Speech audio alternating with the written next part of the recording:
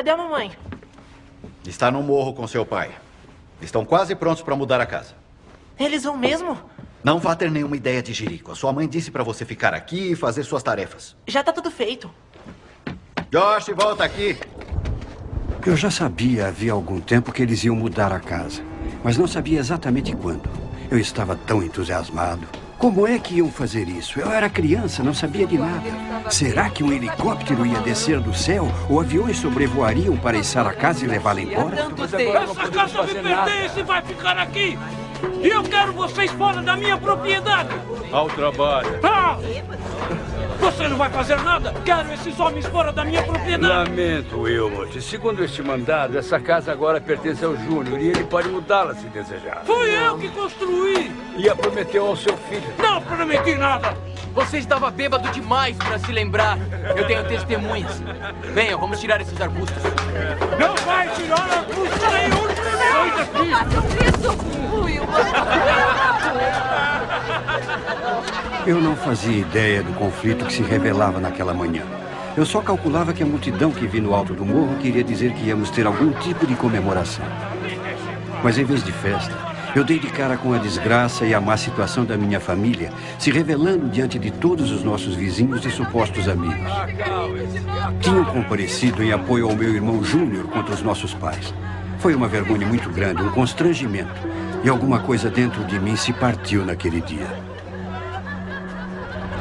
Me deu um branco, minha cabeça ficou anestesiada. Acho que foi um colapso emocional, porque eu não me lembro do que houve nos minutos seguintes. Mas lembro da minha última ideia. Me recordo que desci o morro correndo, chorando e gritando na frente de todo mundo.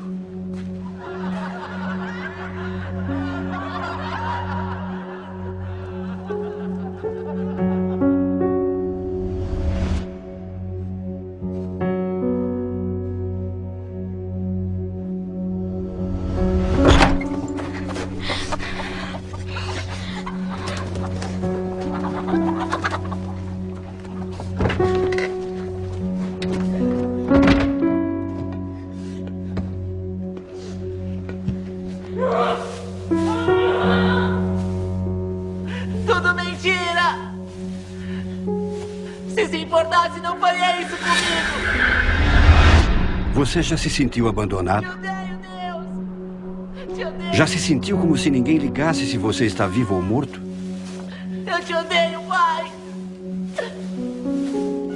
Foi assim que me senti aos 11 anos de idade, quando me escondi no silo. Achava que não tinha ninguém a quem recorrer. Te odeio! E fiquei furioso. Fiquei com raiva de Deus, se é que ele existia. E o amaldiçoei. Eu o xinguei de todos os palavrões que conhecia.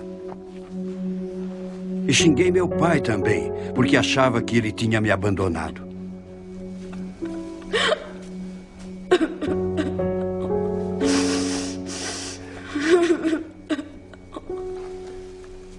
Meu pai era alcoólatra.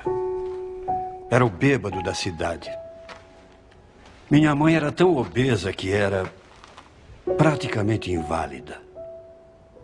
Uma das minhas irmãs cometeu suicídio.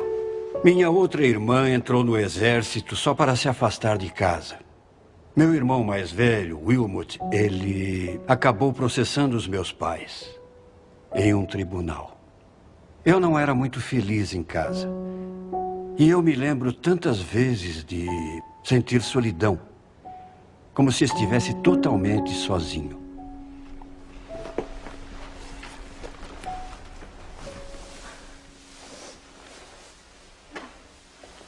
Fiquei umas 3 horas naquele silo, talvez mais.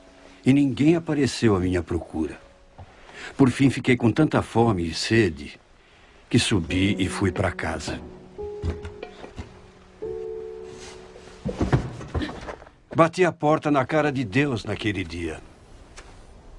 Eu acho que o que doeu mais foi que eu não quis nunca mais ir à casa de nenhum amigo meu. Sentia tanta vergonha. Acho que desisti da ideia de que o amor é paciente, ou bom, ou mesmo que alegra com a verdade.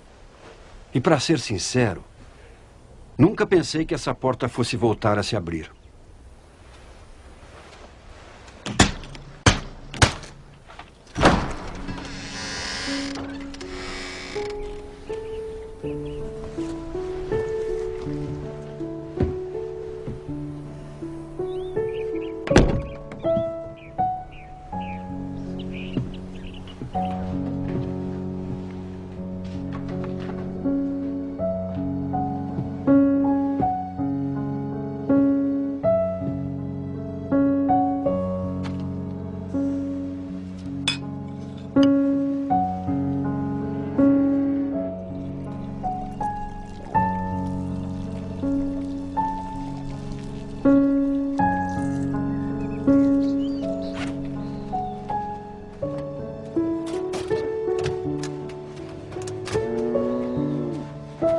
Josh, o que faz aqui? Começa a trabalhar, garoto. Vai logo.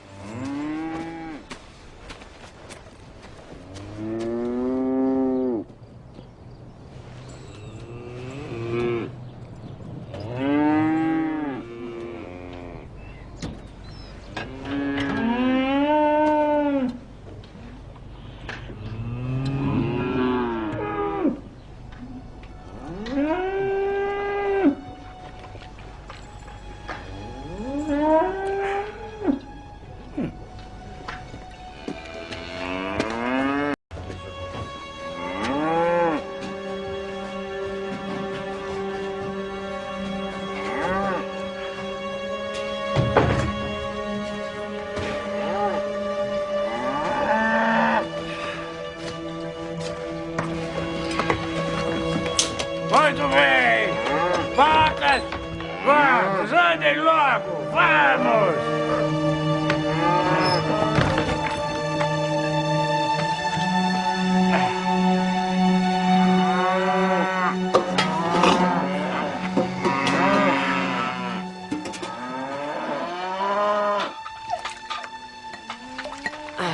O que é que esse homem está fazendo com essas vacas agora? É pior do que lidar com criança. Maldita bebida.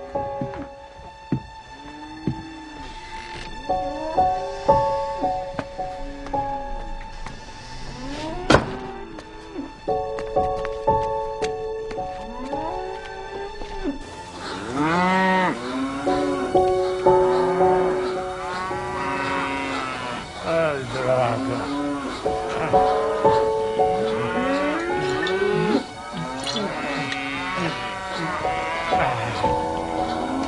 Eu tenho mais o que fazer. E tenho que vir aqui fora para fazer o seu serviço também. O que é que tá vendo aqui? Ah, meu Deus, de novo não. Wilmot McDowell tá ordenhando as vacas ou querendo matar elas. Eu tenho as minhas coisas para fazer. Agora eu vou ter que fazer tudo por aqui. A única coisa que você faz é mudar cada vez. Seu bêbado inútil. Essa vaca tá esgotada, olha só isso. Não consegue nem cuidar de uma vaca, pelo amor de Deus.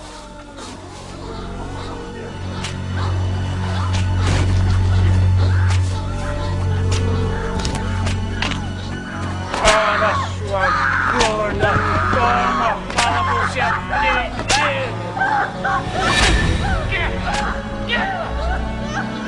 Eu já fiz mais. Já fez o serviço, já?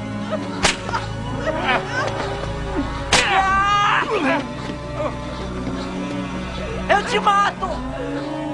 Tá ouvindo? Eu te mato! Eu juro que você vai pagar! Não, Josh! Você vai ver! Josh! Josh! Mãe! Você não aguenta, você não aguenta! Vai buscar o Wayne! Mãe! Mãe!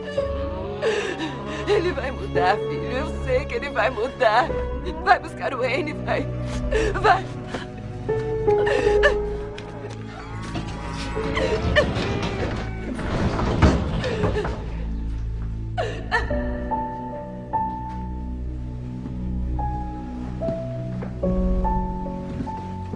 Chorar não vai adiantar nada, Josh.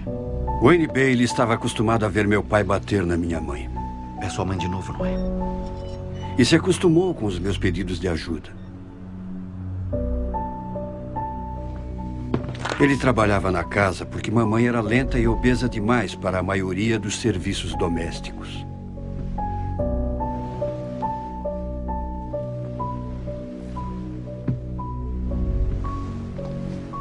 Acho que ele sabia cuidar bem dessas coisas. O problema era as outras coisas que ele fazia.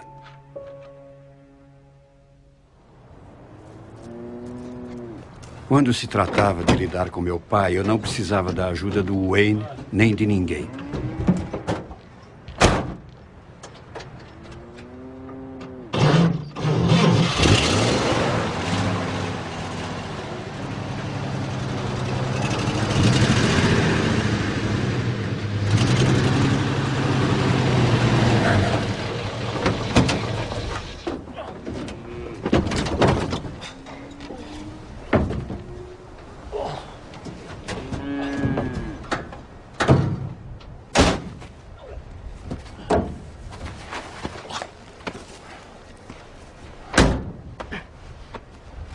Quem é criado na roça aprende a fazer muitas coisas na infância e também fica muito forte. Quando sabia que os amigos pretendiam se aproximar da nossa casa, eu mesmo cuidava do assunto.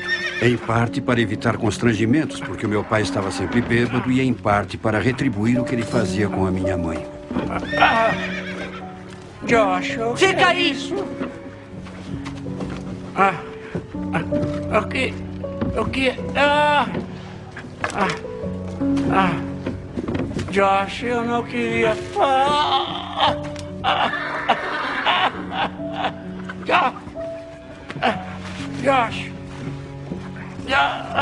Josh, eu sou teu pai.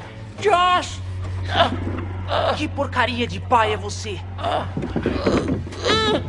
E não dê nenhum pio. Entendeu?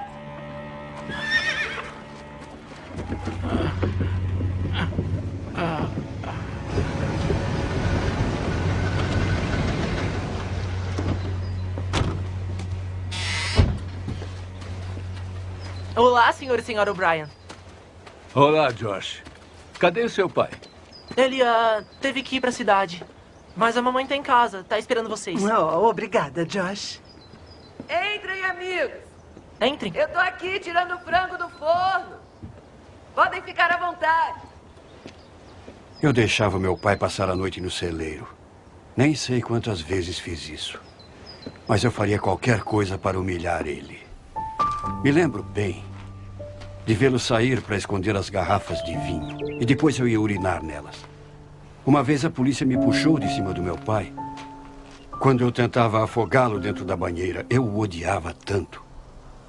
Eu ia para o banheiro e metia a cabeça dele.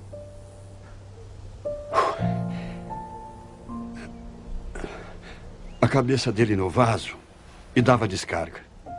Na infância, o que eu sempre quis era impedir o meu pai de ficar agredindo a minha mãe.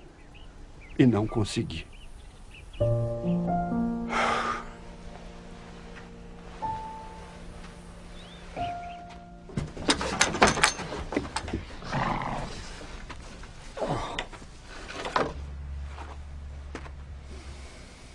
Ele nunca me castigou diretamente, embora pudesse, afinal eu era uma criança. Acho que quando estava sóbrio, muito embora não ficasse muito tempo sóbrio, devia perceber o que estava fazendo com minha mãe e a família. Acho que se envergonhava, não tenho certeza. Mas a vida continuava.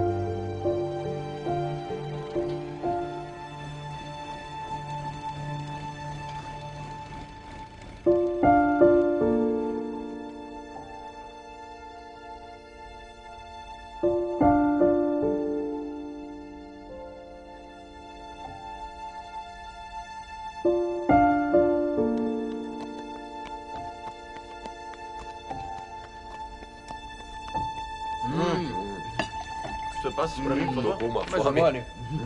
Obrigado. Tá muito Bem bom. gostoso. Os pãezinhos estão aí? Acho que vai trazer mais coisa.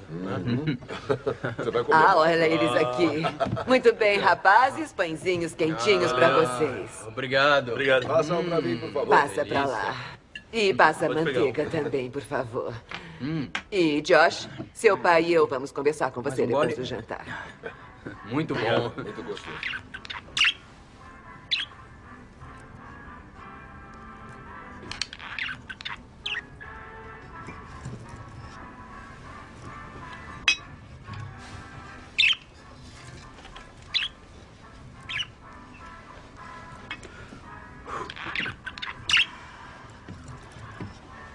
Como vão vocês, meus amores?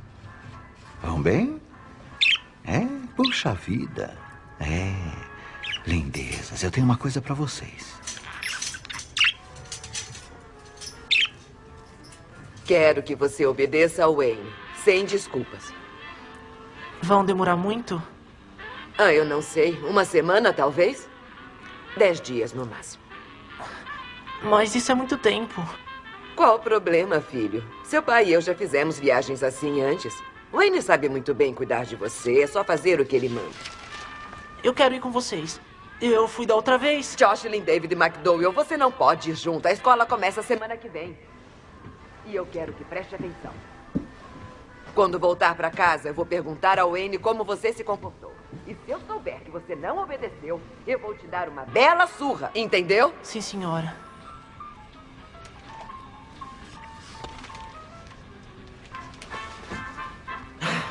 Muito bem. Então agora você já pode ir pra cama. Tenho que ver se o Wayne lavou a louça.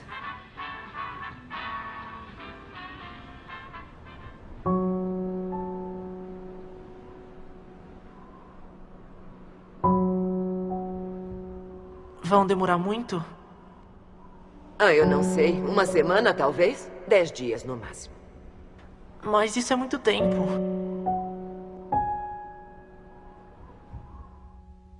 Presenting Superman.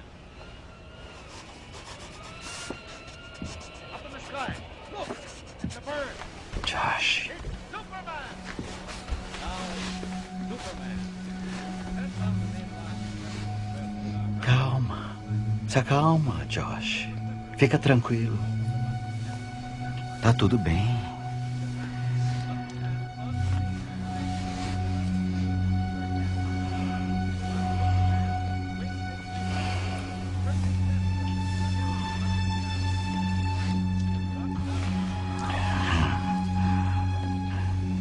Josh, fica comigo.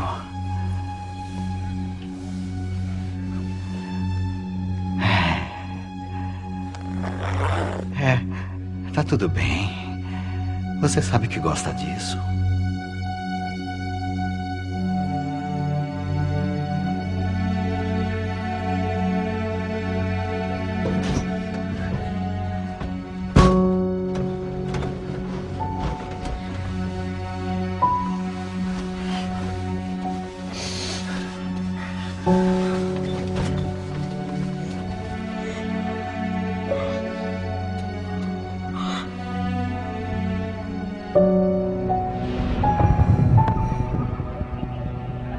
Tentei 2 vezes contar à minha mãe, mas ela não acreditou em mim. Sabe, naquele tempo ninguém falava dessas coisas, ou pelo menos isso não devia existir. Mas o Wayne Bailey abusava de mim terrivelmente, desde quando eu tinha 13 anos de idade. E aí um dia, isso acabou. Se tocar em mim de novo, eu te mato. Você tá entendendo?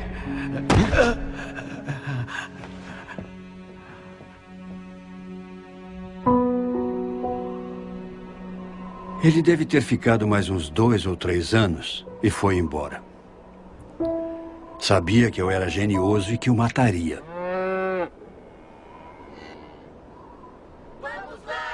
Quando fui crescendo, os esportes se tornaram uma válvula de escape para mim, principalmente o futebol americano e o basquete. De vez em quando, a minha mãe ia a algum jogo, mas nunca me viu jogar. O que ela fazia era ficar no carro chorando, porque era obesa demais para sentar na arquibancada.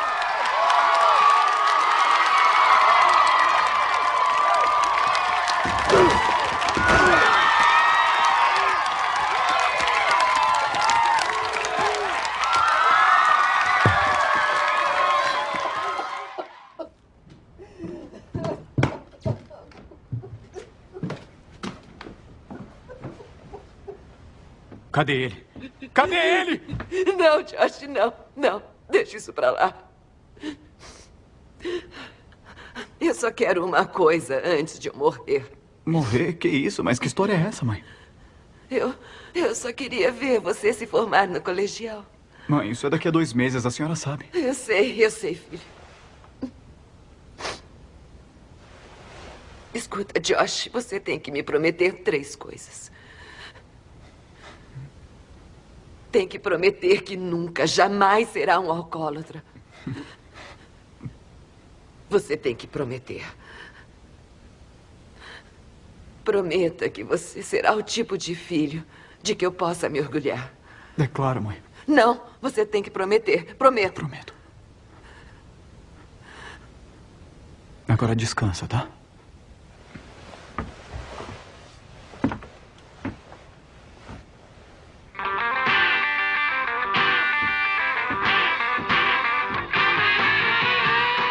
Quando terminei o colegial, me alistei na Guarda Aérea Nacional com alguns amigos.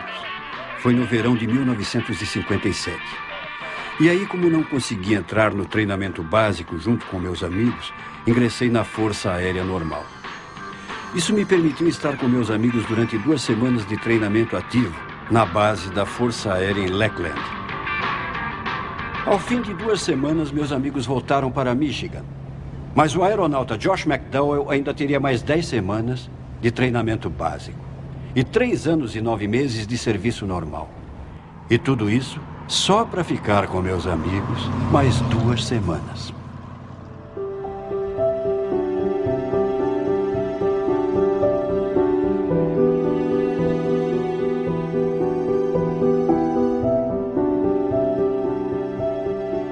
Depois do treinamento básico, fui transferido para a base Dover da Força Aérea no Delaware. Oficialmente, eu era um mecânico trabalhando nas aeronaves C-124, os grandes aviões de carga. Mas parecia que a minha verdadeira função era ser jogador titular do time de basquete. Estamos em prática essa jogada. É o seguinte, vamos ser o Josh aberto para a jogada quando precisarmos. Para isso, nós vamos correr agora. Nós vamos correr com a bola pro Josh. Meu primeiro sargento se orgulhava muito de mim por ser titular do time. Tá legal? E vocês pulam no meio para fechar a defesa. Corram e abram rápido. Acreditem, eu era tratado como um rei em diversos aspectos. Mas ainda precisava trabalhar. Às vezes, as coisas simplesmente acontecem.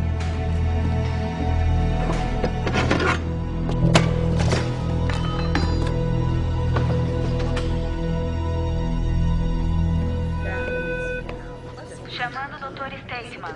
Dr. Stateman, por favor. De nada. Você está Michael melhor Crawford, hoje? 340. Atenção, Michael Crawford, 340.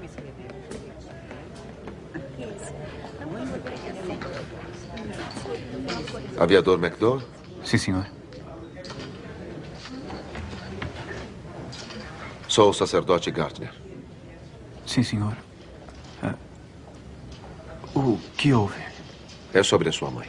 Minha mãe? O que é que tem, minha mãe? Ela faleceu, filho.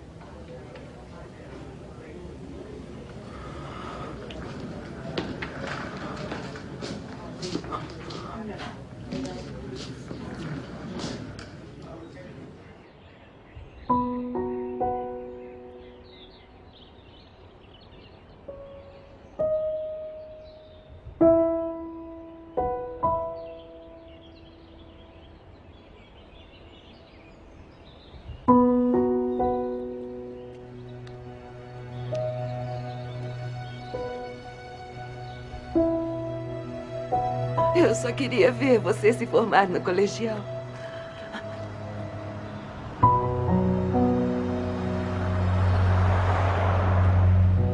E depois, Eu quero morrer. Morrer? Não posso seguir em frente, filho. Seu pai partiu meu coração.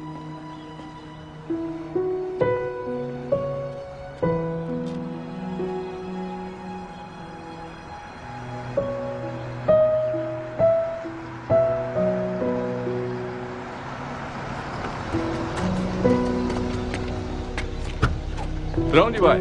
Pra Union. Pode entrar.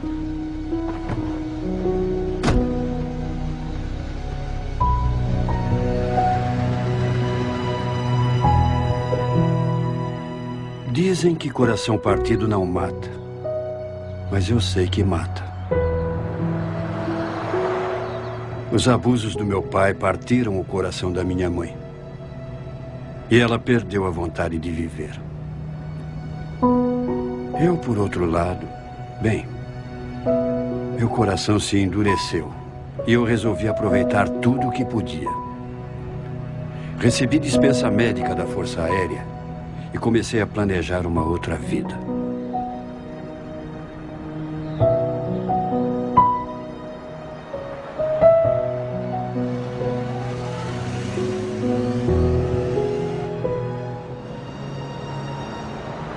Tracei os 30 anos seguintes da minha vida e fui para o Kellogg Community College, decidido a me tornar governador do Michigan, ou talvez até senador da República. Dependia de mim e de quem eu poderia usar como escada. Me tornei um jovem insensível, cético com a vida. Achava os cristãos, principalmente, dignos do mais profundo desdém. De cabeceira e acaba jogando pela janela também. Bom, a garota fica perplexa, entende? Mas é profissional e acha que ele tem algum tipo de fetiche, alguma coisa desse tipo. Então ela continua tirando a roupa. Eu acho que a gente devia mudar de assunto. Por quê? Os alunos ali são cristãos e o professor também. E? Eles podem se ofender. Mas eles se ofenderiam por quê? É capaz de nem entenderem a piada. Sabe, os cristãos têm dois cérebros, não tem? Um se perdeu e o outro saiu à procura dele. Então, você quer que eu termine a piada? Eu tenho uma melhor pra você. Tinha um homem cambaleando na floresta, totalmente bêbado, quando dá de cara com um pregador que está batizando alguém num rio. Ele se aproxima do pregador, que sente o bafo de álcool e diz: "Você está disposto a encontrar Jesus?" E o bêbado responde: "Com certeza." Então o pregador pega ele pela nuca, enfia a cabeça dele no rio, puxa de volta e diz: "Encontrou Jesus?" E o bêbado cospe um pouco de água e diz: "Não, não." Então o pregador fica meio chocado. Aí ele pega o sujeito pela nuca, enfia na água de novo, segura ali por um tempinho, puxa de volta e diz: "Pelo amor de Deus, irmão, você encontrou Jesus agora?" O bêbado enxuga os olhos, respira fundo e diz: "Não, senhor, eu não encontro em lugar nenhum." Tem certeza que foi aqui que ele caiu? Gostou da piada? Talvez você saiba uma melhor. Ou talvez você saiba uma história muito boa como Jonas e a baleia. Ah, não, essa é muito fraca. Que tal Noé e seu transatlântico? Bem-vindo à nossa mesa, senhor McDowell, se não estiver enganado. É isso aí. É bom estar aqui. Sabe, o que há com vocês, cristãos? Como assim? Pois é, entende, todo mundo sabe quem vocês são. E que só existe meia dúzia de vocês e mais você e um outro professor. Eu andei observando. É mesmo? É. Uma coisa que eu não entendo. O que os faz pensar que são tão diferentes de todos nós? Diferentes? É, bom, algumas de vocês são bonitas, eu admito. Muito bonitas. E parecem felizes quase todo o tempo. Foi lavagem cerebral? Sei lá, deve ter sido isso. Nós temos vida nova. Vida nova, mas como? Vocês reencarnaram ou sei lá, como conseguiram? Em Jesus Cristo. Ah, me faz um favor, não me venha com esse lixo. Disse lixo? É, a Bíblia, a igreja, é só religião. E se tem uma coisa que eu não tolero, é religião. Mas eu não disse religião. Eu disse Jesus Cristo. Jesus Cristo? Que porcaria é essa? Nós temos vida nova em Jesus Cristo. Jesus Cristo o quê? Mesmo que ele tenha existido, como pode um homem que viveu há 2000 anos influenciar a vida de alguém ainda hoje? Eu acho que isso você tem que descobrir. E o que tem pra descobrir? Ler a Bíblia e ter fé em contos de fadas? Ah, por favor, gata, você é mais esperta que isso. Na verdade, se você desmentisse a ressurreição, provaria totalmente seu argumento. O quê? A ressurreição, que Jesus Cristo se levantou mesmo do túmulo. Se provar que isso nunca aconteceu, vai desmascarar o cristianismo. Prove que é como você diz que é, mitos e contos de fadas. Essa é uma ideia. Eu estou falando sério sobre isso. Ah, é? Eu também tô. Veja até onde a sua investigação o leva. Foi bom conversar com vocês. Eu quero encontrá-lo de novo, Sr. McDowell. Meu nome é Josh. Josh. Da próxima vez, esteja mais preparado. Preparado? Você tá de brincadeira, né? Não, eu estou falando sério. Vamos ver o que eu consigo provar. E não fiquem bravos comigo quando eu fizer todos vocês de palhaços. De jeito nenhum. Tenham uma boa tarde. Sabe, eu pediria que votassem em mim nas eleições estudantis, mas vocês são tão poucos que talvez nem fizesse grande diferença.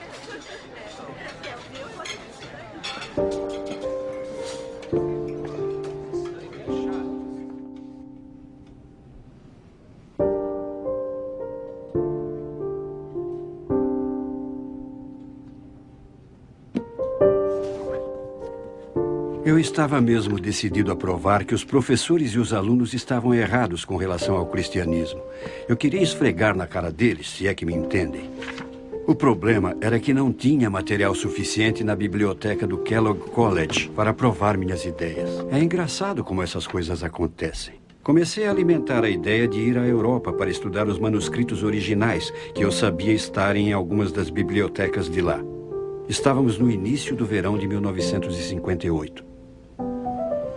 Eu tinha meu próprio dinheiro, isso não era problema. Então fui à Inglaterra e comecei a ler tudo que estivesse ao meu alcance. Li as obras de muitos céticos famosos.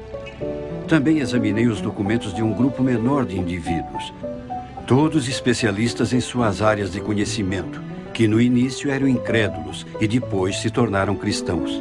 Isso me deixou curioso. Eu queria saber por quê. O que os fez mudar? Havia o Lord Lyttelton, que se tornou ministro da Fazenda, Gilbert West, Sir William Ramsay, Frank Morrison, C.S. Lewis, todos cultos e bem-sucedidos. E céticos, que se tornaram crentes depois de estudar os indícios com muita atenção.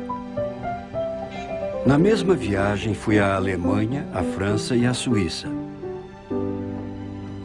E entrei em vários museus e bibliotecas e investiguei as estantes de vidro que continham livros raros e manuscritos. Não sabia ler grego nem hebraico, mas sabia que eram manuscritos verdadeiros. E estudei a história e a importância de cada um.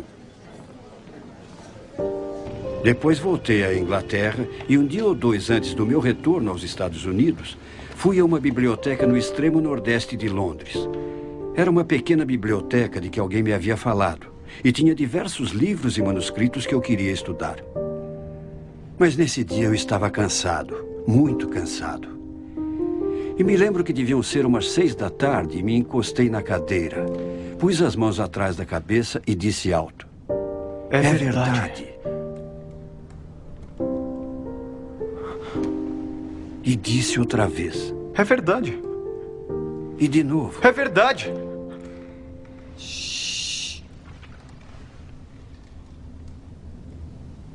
Quando comecei a viagem, eu era um aluno universitário prepotente e irritante, que achava que os cristãos eram cabeças de vento. Estava empenhado em desmentir as crenças deles e a ressurreição. Mas depois de toda a minha pesquisa, apesar do meu preconceito, percebi que eu não tinha uma defesa válida. Todos os indícios históricos apontavam para o outro lado e descobri que a minha rejeição da Bíblia e do cristianismo se baseava mais na emoção do que no intelecto.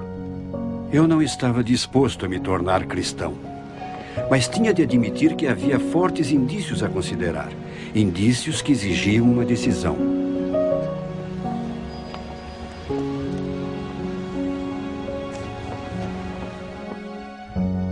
Veio um correndo, se ajoelhou diante dele... De volta a Michigan, continuei meu curso na faculdade e comecei a frequentar uma pequena igreja chamada Igreja Bíblica de Factorville. O nome do pastor era Fay Logan. Ele sabia tudo o que passei e um dia preparou um sermão especial só para mim. Para ser mais claro, a salvação de Deus não é simplesmente um exercício intelectual. Somos salvos pela fé e pela confiança em Cristo. Então vou lhes perguntar: vocês estão dispostos a receber a dádiva da vida eterna que Jesus lhes está oferecendo agora? Vocês creem? E estão dispostos a se entregar? Vamos analisar o que esse compromisso envolve. Eu reconheço que sou um pecador que precisa de salvação. Em segundo, acredito de coração que Deus ergueu nosso Senhor Jesus Cristo da morte. E terceiro, confesso que Jesus Cristo é o meu Senhor e meu Deus. Eu sabia que tinha de responder, mas não conseguia. Estava com medo. Eu tinha um receio persistente de que, se recebesse Cristo como Salvador e Senhor, eu cometeria suicídio intelectual. Eu tinha medo do que meus amigos iam dizer. Eu tinha medo do que pensariam. O Espírito Santo convida vocês a vir e confiar em Jesus como seu Senhor e Salvador. Quem virá? E então, graças a Deus, um dos meus amigos se inclinou e me fez uma pergunta. Quer que eu vá com você?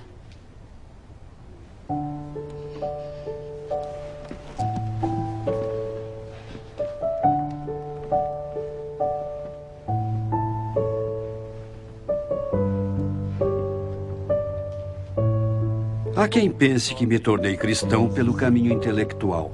Não é verdade. Todo o estudo, todas as pesquisas, tudo foi o modo de Deus conquistar a minha atenção. E não ignoro, porque sem isso, eu jamais teria levado em conta a mensagem da Bíblia. Eu reconheço um pecador.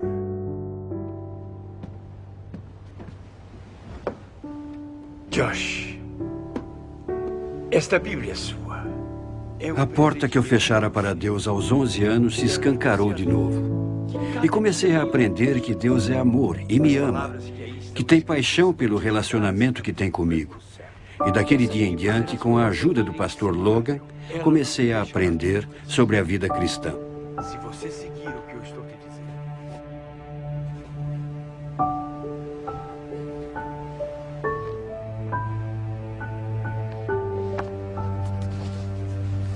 Mas não foram as provas que me levaram a Deus. Foi o amor dele.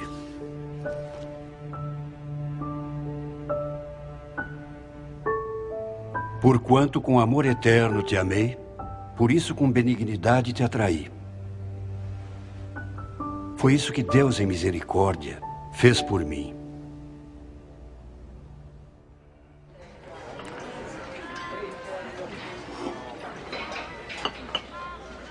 Olha, lá vem ele.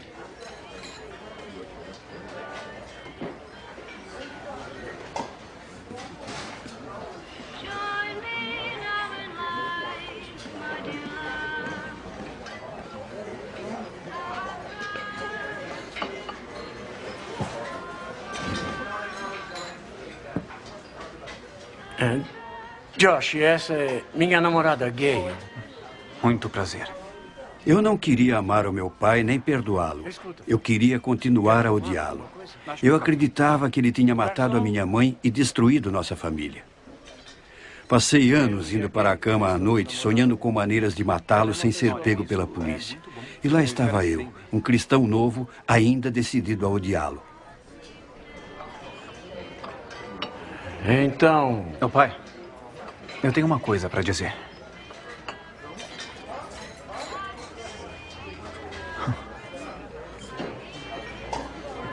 Pai, eu te amo. Eu não sei quem ficou mais chocado. Ele ouvindo o que eu disse ou eu falando essas palavras. Foi quando eu soube que era verdade. Estava acostumado a amar quem eu amava, mas nunca tivera a capacidade de amar alguém que eu odiava. Eu tinha odiado meu pai, mas agora estava dominado pelo amor por ele. O cristianismo era real. Josh, como vai a faculdade? Porém, saber que era verdade, até mesmo saber que Deus me amava incondicionalmente, não facilitou lidar com certas coisas. Eu não consigo, pastor. Eu não consigo. Vai fundo demais. Josh, se isso é cristianismo,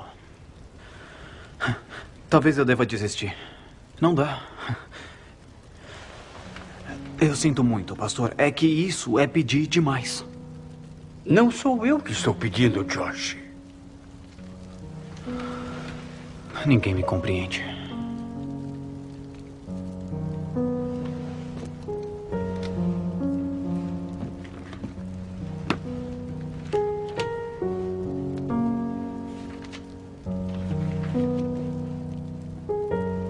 Chegados que foram ao lugar chamado Calvário, ali o crucificaram, como também os ladrões, um à direita e outro à esquerda.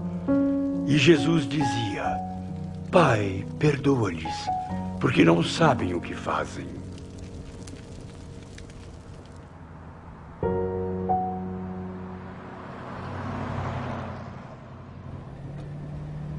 Ao todo, foi um processo que durou uns 6 meses. E sem a paciência e a sabedoria do pastor Logan, eu não o teria feito nunca.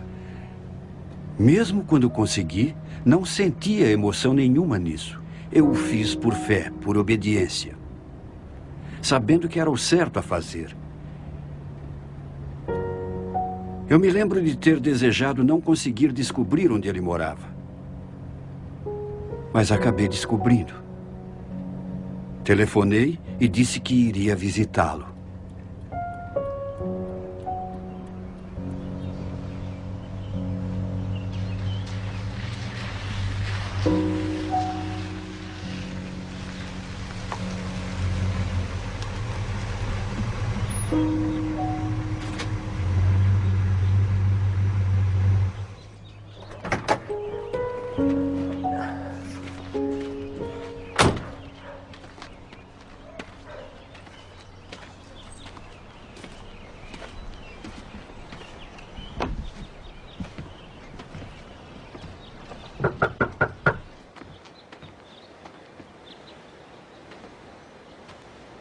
Josh. Wayne. Wayne? O que você fez comigo foi mal. E você sabe que foi.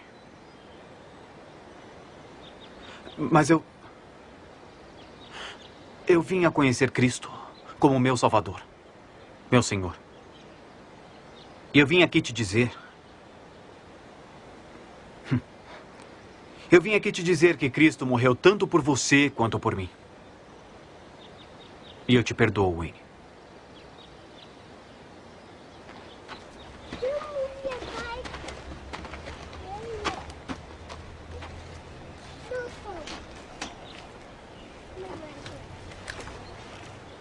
Tem mais uma coisa, Wayne. Não deixe que eu saiba que você tocou em algum garoto outra vez. Ou vai se arrepender.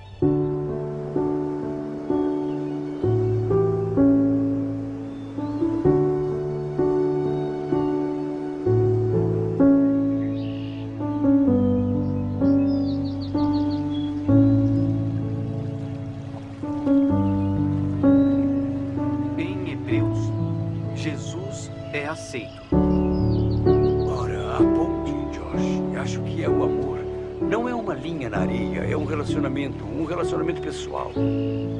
Martinho Lutero disse: Deus escreve o Evangelho não só na Bíblia, mas também nas árvores, nas flores, nas nuvens e nas estrelas. Ando pensando, Josh. Precisa se transferir para o Wheaton College. Wheaton College? Onde é isso? Perto de Chicago. É onde Billy Graham estudou. Vai exigir muito de você academicamente, mas acho que está à altura do desafio. Sabe, pastor, eu ando pensando em fazer direito. Ah, é? É. Bom, decida o que decidir, o Wheaton vai te ajudar a brilhar.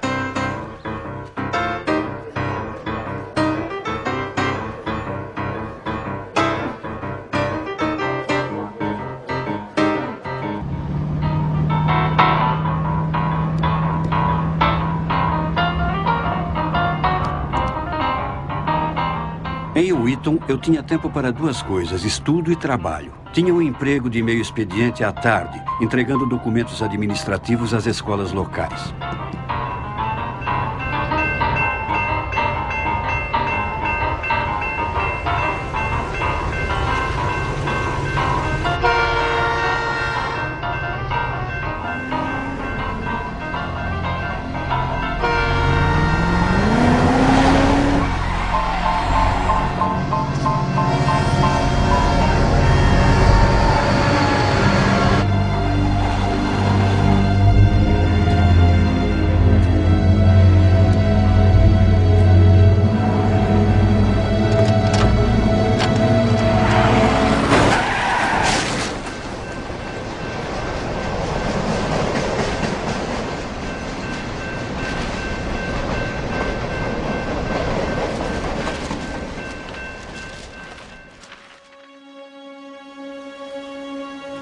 Em consequência do acidente, os ligamentos do meu pescoço se romperam e minha coluna lombar sofreu graves lesões.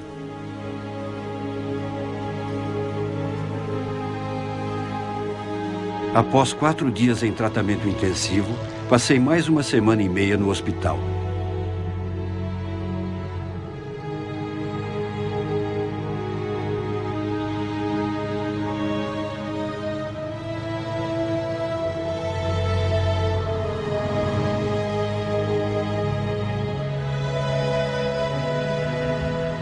Os médicos deduziram que minha recuperação seria lenta e resolveram que eu devia ir me curar em casa. Por ironia do destino, o homem que bateu em mim foi um motorista bêbado.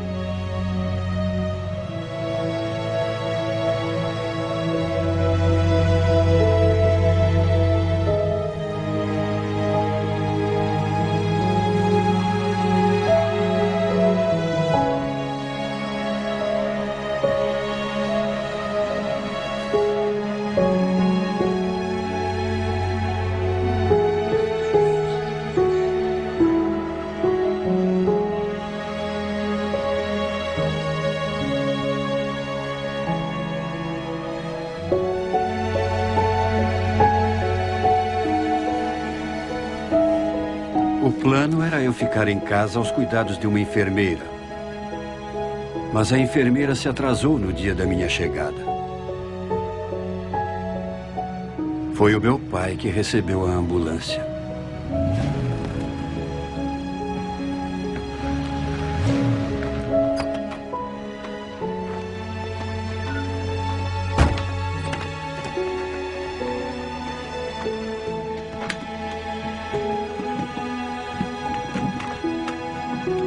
Trago ele aqui, amigos. Nós mandamos tirar a mobília daqui. Podem vir.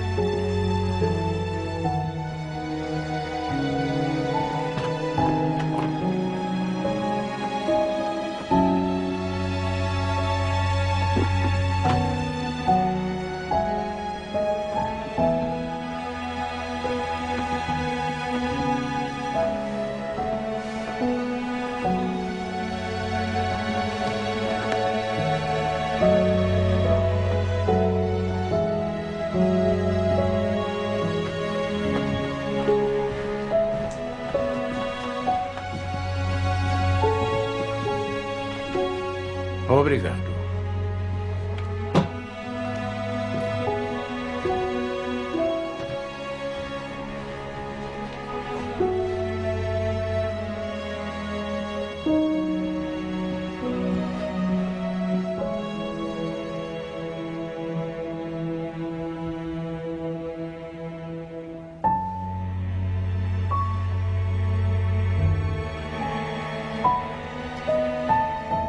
Passaram-se uns 5 minutos quando meu pai entrou no quarto.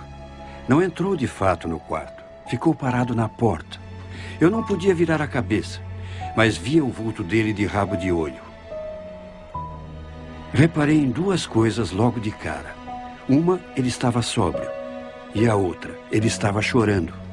Eu não mexia parte nenhuma do corpo, a não ser os olhos. Ele andava para lá e para cá. Nem uma palavra, nada. Eu o seguia com os olhos conforme podia.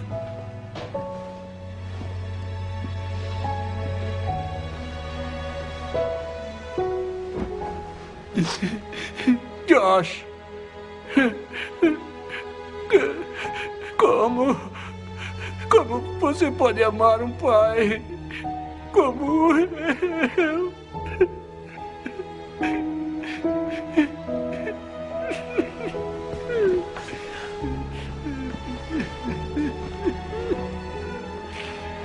Pai.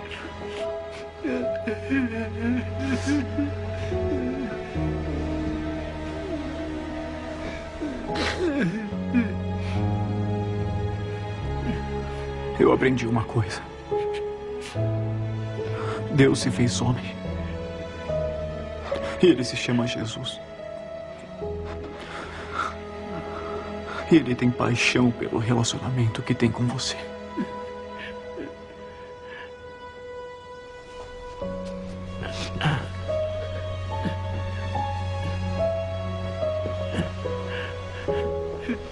Ele saiu do quarto e foi embora. Eu sei lá, talvez tenham se passado uns 45 minutos. Então, ele voltou a entrar no quarto.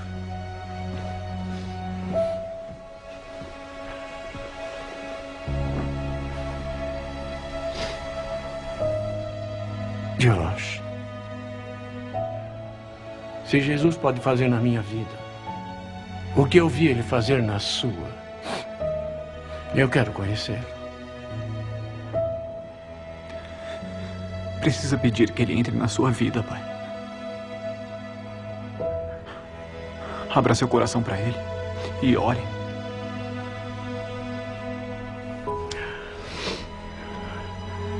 Meu Deus. Se você é um... Meu pai fez uma oração simples. Chamem de oração de agricultor, bem pé no chão.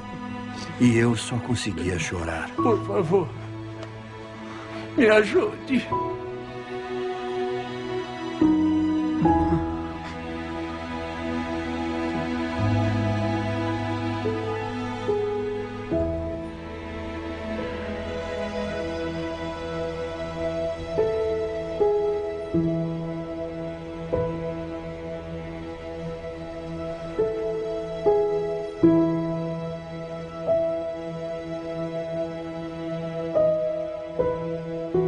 Quando encontrei Cristo, minha vida mudou durante um período de um ano e meio. Mas quando meu pai tomou essa decisão, a mudança foi imediata. E o vi mudar bem ali, diante dos meus olhos. Foi como se aparecesse alguém que acendeu uma lâmpada na vida dele. E sabe, só uma vez depois disso, ele voltou a tocar no álcool. E levou até perto da boca. E foi só isso. Todos vocês se lembram de como eu era antes. Era o bêbado da cidade.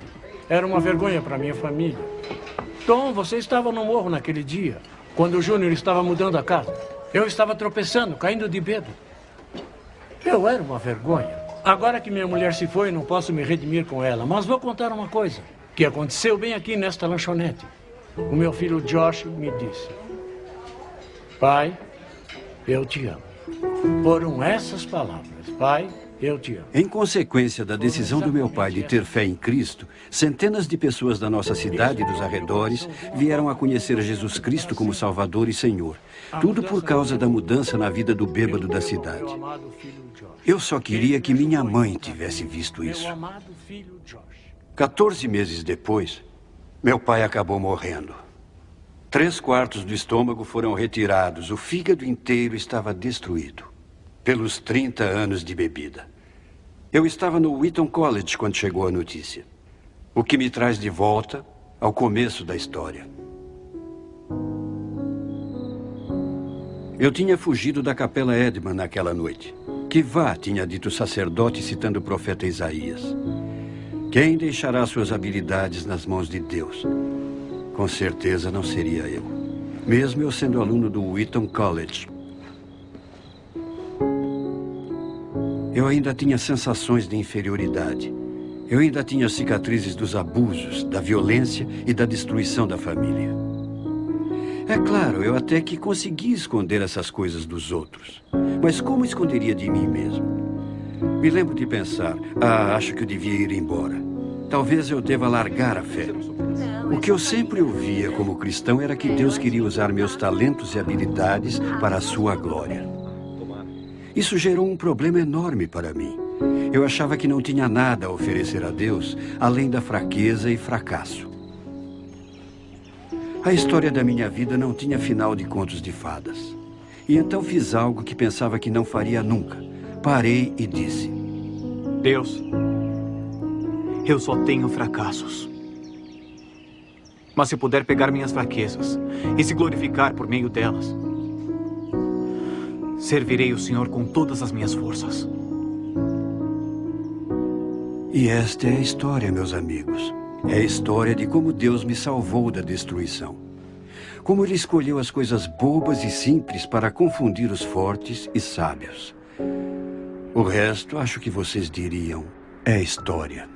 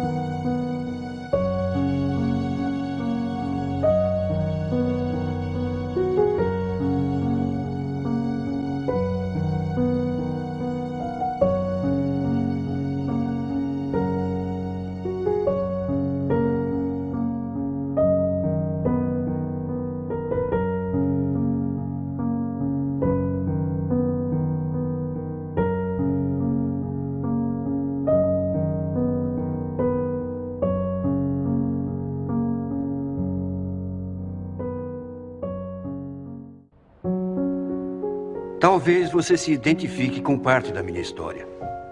Pais alcoólatras ou viciados em drogas, abusos, ou a sensação de solidão quando você acha que não importa para ninguém se você está vivo ou morto.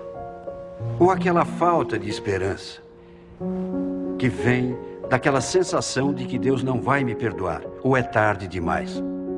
Quero que você entenda uma coisa: nunca é tarde demais. Uma das barreiras que me impediam de me aproximar de Deus pode ser o seu problema também. Era a imagem do meu pai terreno. Sabe, todos diziam: o seu pai celestial te ama. E isso não alegrava minha vida, me entristecia. Você pergunta por quê? Porque eu não era emocionalmente capaz de discernir a diferença entre um pai celestial e um pai terreno. Quando eu era criança, pais machucavam. Uma coisa eu tive de descobrir, porém, é que o cristianismo não é uma religião, é um relacionamento. Você diz, qual é a diferença? Religião se trata de homens e mulheres tentando abrir caminho até Deus, por meio de boas ações e rituais religiosos. O cristianismo é Deus vindo a nós por intermédio do Filho Jesus Cristo, nos oferecendo um relacionamento. Deus me amou tanto que se eu fosse a única pessoa viva, Cristo ainda morreria por mim. E é a mesma coisa com você.